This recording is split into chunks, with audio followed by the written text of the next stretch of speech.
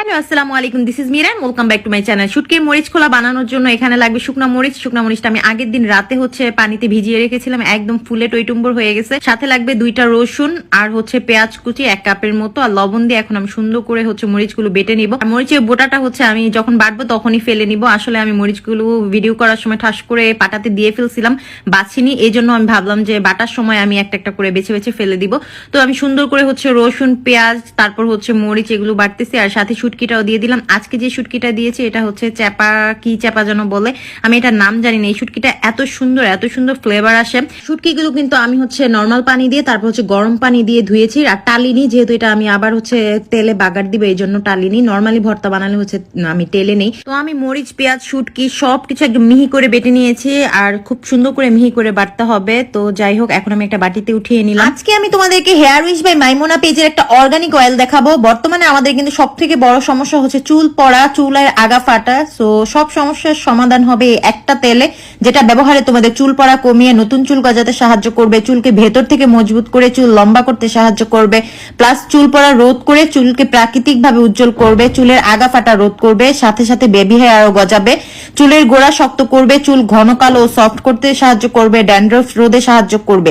আর এটা এমন একটা নারকেল তেল, অন্য কোনো তেল মিশ্রিত নেই, যার সাথে শুধু প্রাকৃতিক বিভিন্ন উপাদান মিশিয়ে নিজস্ব রেসিপিতে তৈরি করা হয়। এটা ব্যবহার বিধি একদম ইজি।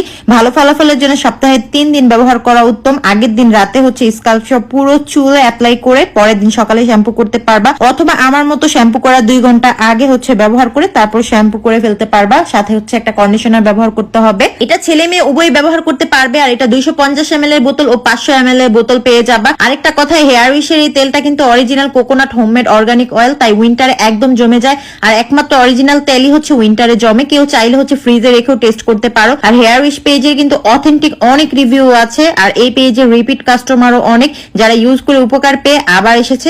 আমি এই তেলটা নিয়েছি hair wish by Maimona page থেকে। তোমাদের যদি দরকার হয় তোমরাও চলে যেতে পারো হেয়ার উইশ বাই মাইমোনা এই পেজে, উপরে পেজটা ট্যাগ করা থাকবে।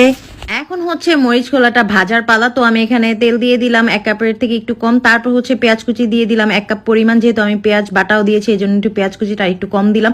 তো পেঁয়াজটা একটু ভাজা হওয়ার পর আমি যে বাটাবাটিটা করে রেখেছিলাম মরিচ, সেটা দিয়ে দিলাম। সাথে দিয়ে দিলাম 1/2 চা চামচ হলুদের গুঁড়ো আর 1 চা চামচ ধনিয়ার গুঁড়ো। আর কোনো মশলা লাগবে না। লবণ আমি দেইনি, যেহেতু আমি শুটকি বাটার সময় লবণ দিয়েছি। এখন পেঁয়াজ সবকিছু একদম মশলার সাথে ভাজা করার পর এখন অল্প একটু পানি দিলাম। পানি দিয়ে তারপর আমি সুন্দর করে কষাবো। এরপর আসল কাহিনী, আমি এরপরে আবার একটু পানি দিয়ে এটা সুন্দর করে একদম তেলে ভাজা করে ফেলছি, যেন একদম হলুদে কালার চলে যায় আর একদম পাতিল থেকে ছেড়ে আসে। এটা অনেকক্ষণ লাগিয়ে ভাজতে হবে, আর সারাক্ষণ নাড়ার উপর রাখতে